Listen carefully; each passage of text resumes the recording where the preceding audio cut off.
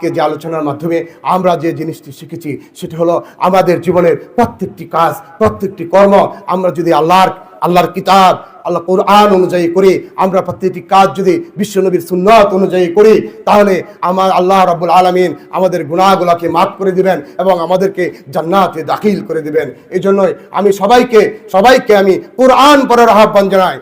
আমরা যদি ইসলাম সম্পর্কে না জানি তাহলে আমরা মানব কিভাবে? আমরা কি জান্নাত জাহান্নাম কেউ কি আমরা দেখছি?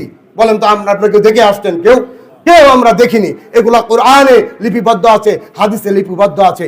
এই জন্য আমি সবাইকে কোরআন পড়ার আহ্বান জানাই, কারণ এই কোরআন আমাদেরকে অন্ধকারে আলোর মশাল হয়ে মানুষকে পথ দেখায়। মহাগ্রন্থ আল কোরআন, যার কোরআনের জ্ঞান যত বেশি সে ব্যক্তির ইমানি চেতনা তত বেশি, যার কোরআনের জ্ঞান যত বেশি তার ইমানের ভিত্তি তত মজবুত।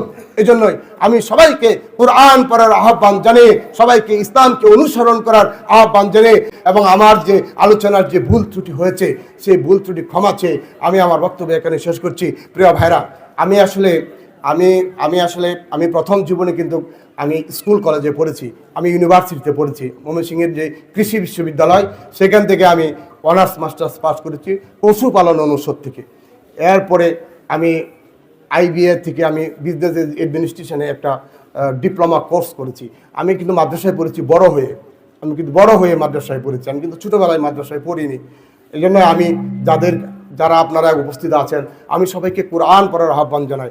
আপনি আপনার ছেলেকে আপনি হাফেজ বানিয়ে ফেলেন, ছেলেকে আপনি মৌলানা বানিয়ে ফেলেন, ভালো ছেলেকে আপনি পড়ান, মাদ্রাসায় পড়ান। ছেলের চেয়ে আপনার উপরেই কিন্তু কোরআন পড়া ফরজ, আপনার উপরে ফরজ। ছেলে তো অনেক সময় আছে, অনেক বয়স আছে, আপনার উপরে কোরআন পড়া ফরজ, সহি তেলাওয়াত শিখা আপনার উপরে ফরজ।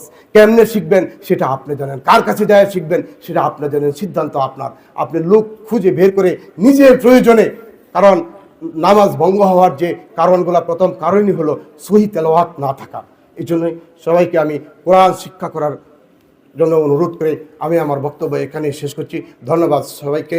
ওমা তাওফিক ইল্লা বিল্লাহ। আসসালামু আলাইকুম ওয়া রাহমাতুল্লাহি ওয়া বারাকাতুহু।